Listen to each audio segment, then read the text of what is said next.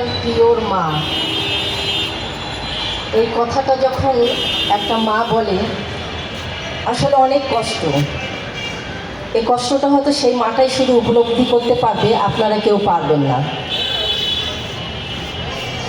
আজকে এই অনুষ্ঠান গণমাধ্যম উৎসব। আসলে উৎসব বলতে এই কথাটা আমি আসলে বুঝিনি। মানে উৎসব করার মতন তো গণমাধ্যমের এখনো পর্যন্ত সেই গণতন্ত্র তারা পায়নি।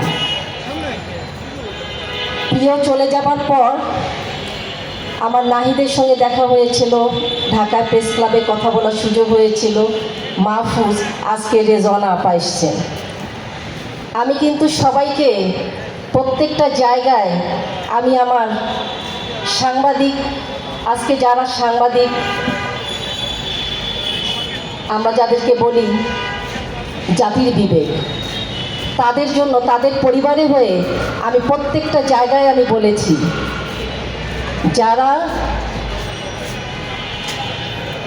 একদম নিম্ন থেকে যারা উপরে উঠেছেন তাদের একটা বেতন কাঠামো,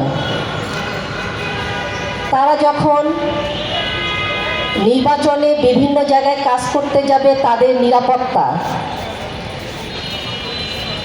এবং তাদের সুযোগ সুবিধা দেওয়ার জন্য আমি সবাইকে বলেছিলাম।